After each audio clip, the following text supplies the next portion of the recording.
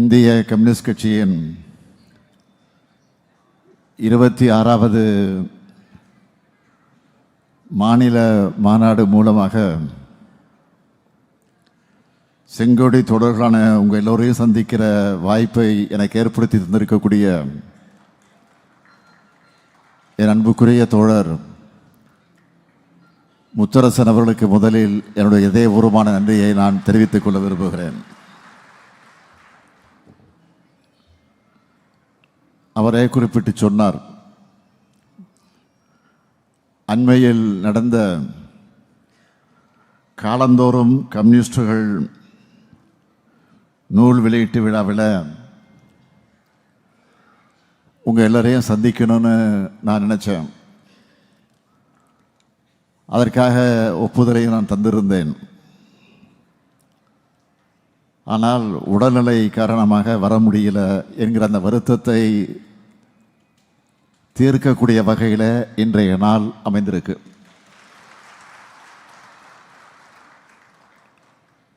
தோழர் டி ராஜா அவர்களும் தோழர் முத்தரசன் அவர்களும் கொள்கை தோழர்கள் மட்டும் கிடையாது, அதையும் கடந்த ஒரு நட்புறவை, அன்பை எப்பொழுதும் பேணக்கூடியவர்கள். அவங்களோட அன்புக்கும் எண்ணில் பாதியான சிவப்பு சிந்தனை கொண்ட கம்யூனிஸ்ட் தோழர்களோட கொள்கை பிடிப்புக்கும் கட்டுப்பட்டு இந்த மாநாட்டில் நான் பங்கேற்க வந்திருக்கிறேன். திராவிட இயக்கத்துக்கும் பொது உடைமை இயக்கத்துக்கும் இருக்கக்கூடிய நட்பு என்பது கொள்கை நட்பு. சமூகத்துக்கு தேவையான நமது கொள்கை வலுவா இருக்கிற காரணத்தால் தான்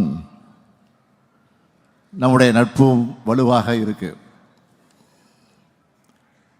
எல்லாருக்கும் எல்லாம் என்ற லட்சியத்தின் இரு முகங்கள் தான் திராவிட இயக்கங்களும் பொது உடைமை இயக்கங்களும். கருப்பும் சிவப்பும் சேர்ந்ததுதான் திராவிட முன்னேற்ற கழகம். எங்கெல்ல பாதி நீங்க.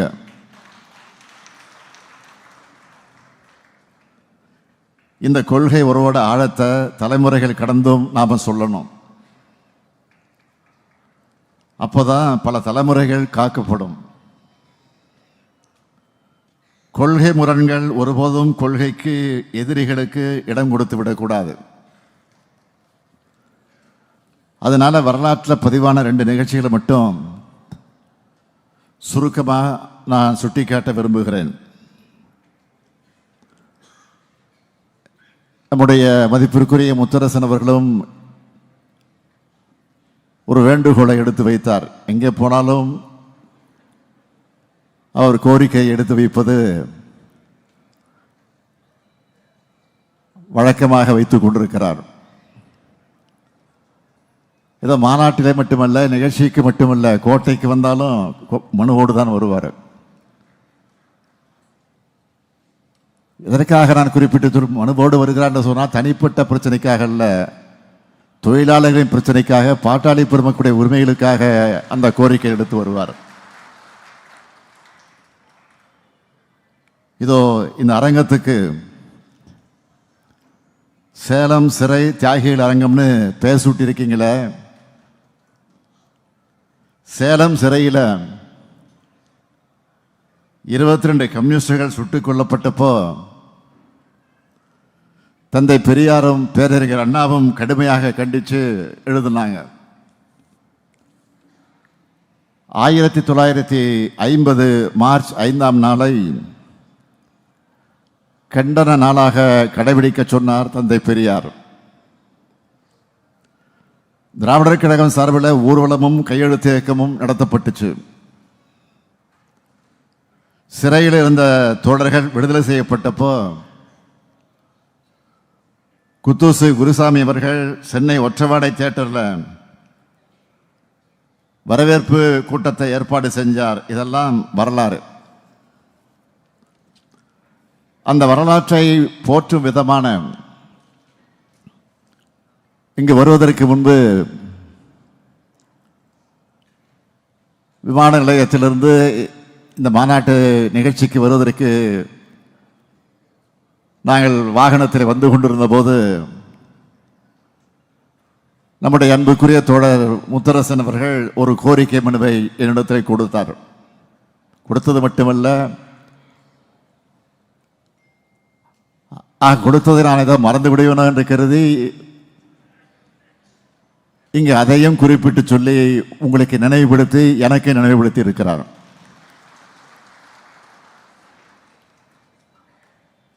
அண்ணன் முத்தரசன் அவர்கள் கேட்டு எதையும் நான் தட்டி கழித்தது கிடையாது.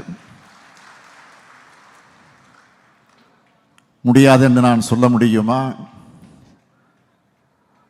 ஒவ்வொரு மாநாட்டிலும் ஒரு கோரிக்கை வைக்கப்படுகிறது, அதுவும் நிறைவேற்றப்படுகிறது. ஆகையால் இந்த மாநாட்டில் வைத்த கோரிக்கை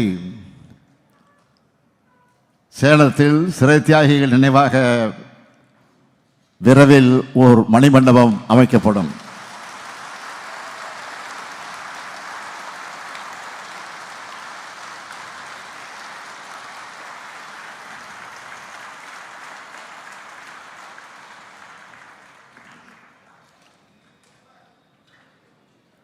அதற்கான உத்தரவை அதிகாரிகளோடு நான் தொலைபேசியில் வழங்கியிருக்கிறேன். வழங்கிவிட்டுத்தான் இந்த மேடைக்கு நான் வந்திருக்கிறேன்.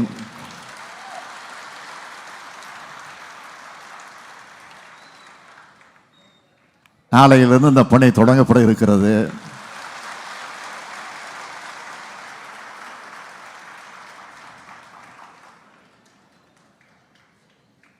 அடுத்து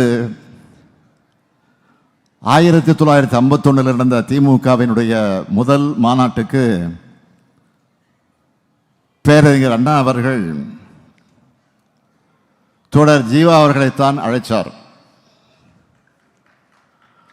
அன்றைக்கு அண்ணா என்ன சொன்னார்னா, பெரியாரும் நானும் ஜீவாவும் ஒரு இடத்திலிருந்து பணிபுரியக்கூடிய காலம் எதிர்காலத்தில் வரும்.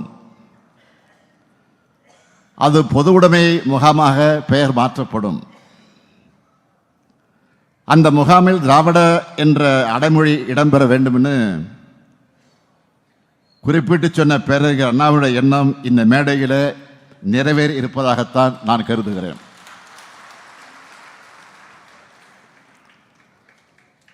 நாடு கடுமையான சூழலை எதிர்கொண்டிருக்கக்கூடிய காலகட்டத்தில் கொள்கை உணர்வோடு நாமெல்லாம் இந்த மேடையில் கூடியிருக்கிறோம். ஆகவே திராவிட பொது உடைமை முகாமாகத்தான் நான் இந்த மேடையை நான் கருதுகிறேன். நம்முடைய தோழமை இயக்கங்களை சேர்ந்தவர்களும் இந்த மேடையில் இருக்காங்க. நம்மோட இந்த ஒற்றுமைதான் பலருடைய கண்ணை உறுத்தி கொண்டிருக்கிறது. என்னடா எத்தனை சதி செஞ்சாலும், எவ்வளவு குழப்பம் ஏற்படுத்தினாலும், எப்படிப்பட்ட போலி செய்திகள் எல்லாம் பரப்புனாலும் இவங்கெல்லாம் ஒற்றுமையா இருக்கிறாங்களன்னு வாயில வயிற்றில் அடிச்சுக்கிறது கூட புலம்பிக்கிட்டு இருக்கிறாங்க. அதுலேயும் எதிர்கட்சி தலைவராக இருக்கக்கூடிய திரு பழனிசாமி அவர்களுக்கு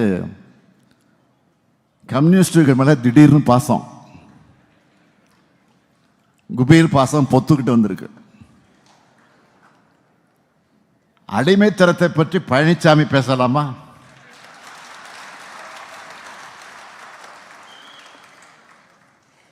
பேசுவதற்கு அவருக்கு என்ன உரிமை இருக்கு?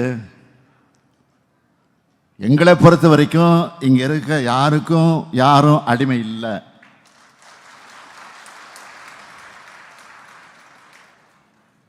அடிமைத்தனத்திற்கு எதிராக கிளர்ந்தெழுந்த இயக்கம்தான் இங்கு இருக்கக்கூடிய இயக்கங்கள்.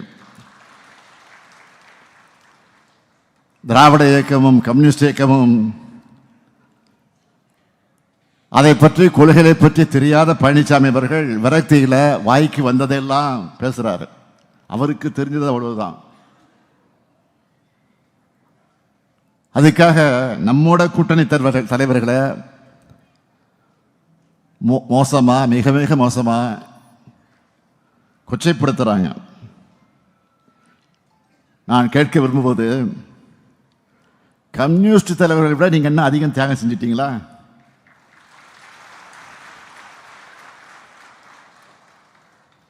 நம்முடைய எழுச்சி தலைவர் திருமாவளவனை விட நீங்க என்ன பெரிய தியாகம் பண்ணிட்டீங்களா? இங்க இருக்கக்கூடிய தலைவர்களை விட எதிலையாவது ஒரு இடத்துல நாங்க மிஞ்சி தியாகம் பண்ணிருக்கணும் உங்களால் நிரூபிக்க முடியுமா?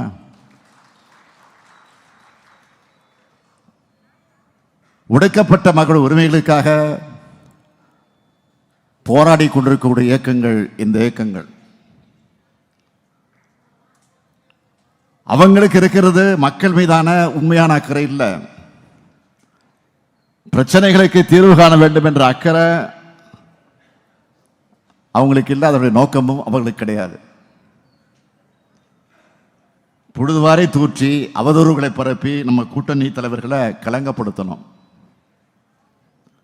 எப்படியாவது கூட்டணியில் விரிசல் ஏற்படுத்தணும் என்கிற மலிவான நோக்கத்தோடு இன்னைக்கு கலஞ்சிக்கிட்டு இருக்கிறாங்க. நாங்க கூட்டணியில் இருக்கோம்.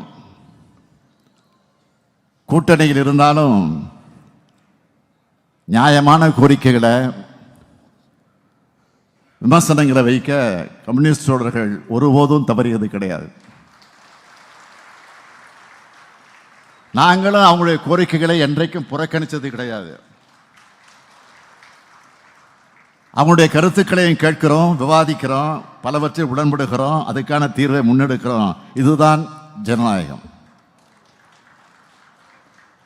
அதனால தான் தோழமை புரிதலோடு எங்களுடைய கூட்டணி பயணம் தொடர்ந்து கொண்டிருக்கிறது. நம்மை பொறுத்த வரைக்கும் சாதியவாதம், வகுப்புவாதம், பெரும்பான்மைவாதம், எதேச்சதிகாரம், மேலாதிக்கம் ஆகியவற்றை எதிராக ஜனநாயக சக்திகள் ஒற்றுமையாக பணியாற்றணும். ஏன்னா நம்முடைய லட்சியம் பெரியது. அந்த லட்சியத்துக்காகத்தான் நானும் நீங்களும் இந்த மேடையில் இருக்கோம். ஜனநாயகம், சமூக நீதி, சமதர்மம், சகோதரத்துவம் ஆகியவை நம்ம இணைச்சிருக்கு. ஜனநாயகத்திற்கு விரோதமானவர்கள், சமூக நீதிக்கு எதிரானவர்கள், சமதர்மத்தை வெறுப்பவர்கள், சகோதரத்துவம் வளரக்கூடாதுன்னு நினைக்கிறவங்க நம்முடைய தோழமையை, நம்முடைய கூட்டணியை விரும்பல. அதனால நமக்குள்ள எப்படியாவது பிளவு ஏற்படுத்தலாம்னு பார்க்குறாங்க. நான் உறுதியோடு சொல்லுகிறேன், அவங்களுடைய சதித்திட்டங்கள் ஒருபோதும் நிறைவேறாது. அதனால தான்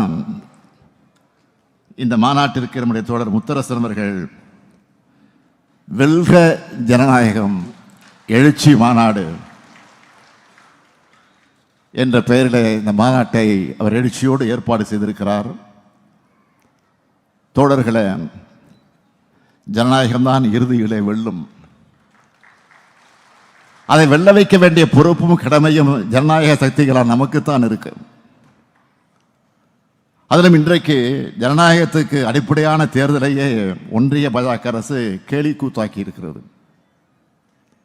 ஒன்றிய பாஜக அரசு தேர்தல் ஆணையத்தை தன்னுடைய கிளை அமைப்பா மாத்திடுச்சு. தன்னாட்சி பெற்ற தேர்தல் ஆணையத்தை கீ கொடுத்த ஆடுற பொம்மையா மாத்திட்டாங்க. அதைத்தான் வருகிற போது நான் கேட்டுக்கொண்டே வந்தேன். டி ராஜா அவர்கள் அதை பற்றி அழுத்தமாக விளக்கமாக இங்கே குறிப்பிட்டு சொன்னார். தேர்தல் ஆணையர்களுடைய நியமனத்தில் தான் சதி செய்கிறாங்கன்னு பார்த்தா, வாக்காளர் பட்டியலிருந்த தங்களுடைய சதியை தொடங்கிட்டாங்க. மக்களாட்சியை காக்க இந்த சதியை அம்பலப்படுத்தி இருக்கக்கூடிய நம்முடைய மக்களவை எதிர்க்கட்சி தலைவராக இருக்கக்கூடிய அருமை சகோதரர் ராகுல் காந்தி அவர்களுக்கு இந்த மேடையிலிருந்து என்னுடைய பாராட்டுக்களை, நன்றியை நான் தெரிவித்துக்க விரும்புகிறேன். சகோதரர் ராகுல் காந்தி அவர் வச்சிருக்கக்கூடிய இந்த குற்றச்சாட்டுக்கு முறையான பதிலளிக்காத தேர்தல் ஆணையம் அவரை பிரமாண பாத்திரம் கொடுக்க சொல்லி கட்டளை போடுது. தேர்தல் நடைமுறைக்கு அடிப்படை ஆவணமே வாக்காளர் பட்டியல் தான். அதை துல்லியமாகவும் தவறுகள் இல்லாமலேயும் தயாரிக்கிறது தான் சுதந்திரமான நேர்மையான தேர்தலுக்கு முக்கியம். அதை கூட தேர்தல் ஆணையத்தால் சரியாக செய்ய முடியாதா? அரசியல் சட்டம் வழங்கியிருக்கக்கூடிய கடமையிலிருந்து தேர்தல் ஆணையம் தவறிடுச்சு. தமிழ்நாடு உள்ளிட்ட பிற மாநிலங்களில் தேர்தல் நடைமுறைகள் தொடங்கிறதுக்கு முன்னாடி சுதந்திரமான நேர்மையான முறையில் வாக்காளர் பட்டியலை சரிபார்த்து உறுதிப்படுத்துகிற பணியை தேர்தல் ஆணையம் நிறைவேற்றணும். ஒன்றியத்தில் பாஜக அரசு அமைஞ்சா என்னவெல்லாம் நடக்கும்னு நாம் எச்சரித்ததெல்லாம் இப்போ நடந்துகிட்டு இருக்கு. இந்தி மொழியை கட்டாயமாக்குறது,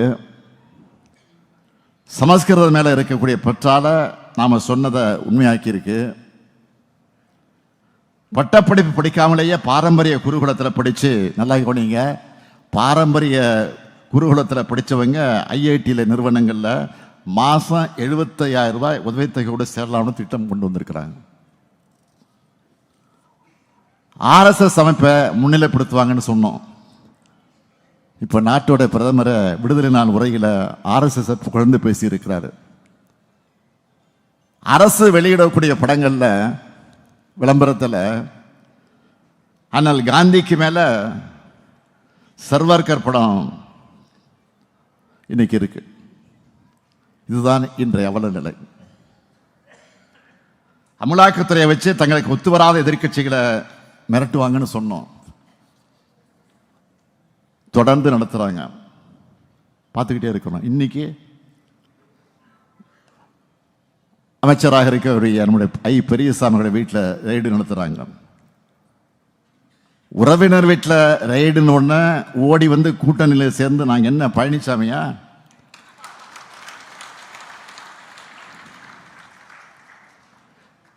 எங்களை மிரட்ட நினைச்சவங்க தான் இப்போ மிரண்டு போயிருக்காங்க. இதை விட மோசமான அணுகுமுறையெல்லாம் பார்த்த இயக்கம்தான் திமுக. நெருப்பாற்றில் நீந்தியே பழக்கப்பட்டவங்க நாங்கள். உங்களுடைய எண்ணம் எந்த காலத்திலையும் நிறைவேறாது. வழக்கம் போல தமிழ்நாட்டு மக்கள் உங்களுக்கு தோல்வியைத்தான் கொடுப்பாங்க.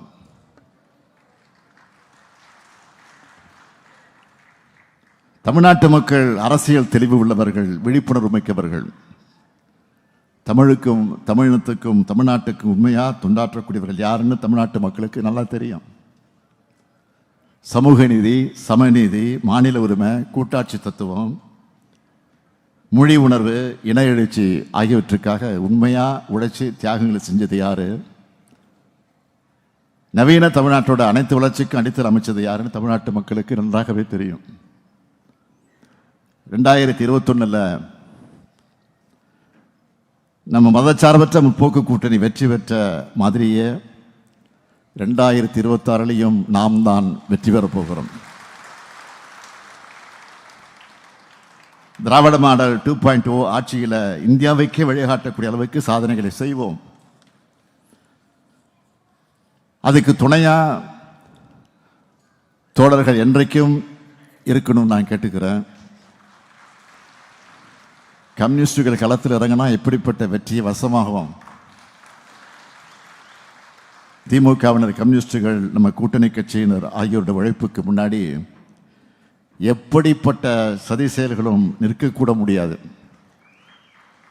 ஜனநாயகம் வெல்ல களம் நிற்கும் அத்தனை தோழர்களுக்கும் என்னுடைய ரெட் சல்யூட்.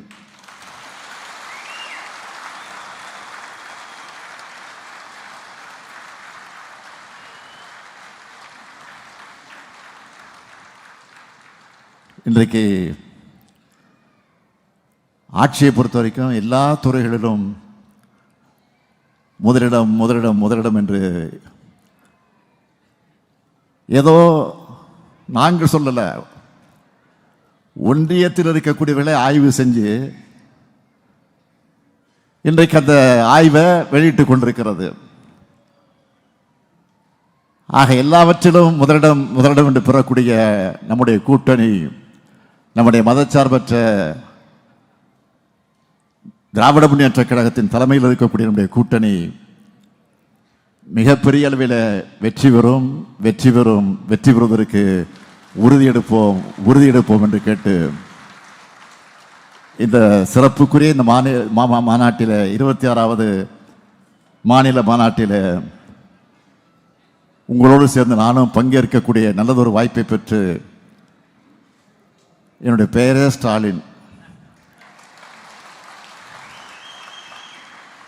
தலைவர் கலைஞர் அவர்கள் அடிக்கடி சொல்லுவார்கள், அண்ணாவை பார்த்திருக்காவிட்டால், பெரியாரை பார்த்திருக்காவிட்டால் நானும் இன்றைக்கு கம்யூனிஸ்டில் தான் இருந்திருப்பேன் என்று தலைவர் கலைஞர் சொல்லுவார். அதே உணர்வோடு தான் நானும் இருக்கிறேன்.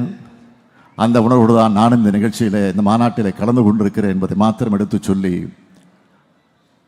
வாழ்க வெல்க கம்யூனிசம் என்று சொல்லி விடைபெறுகிறேன். நன்றி, வணக்கம்.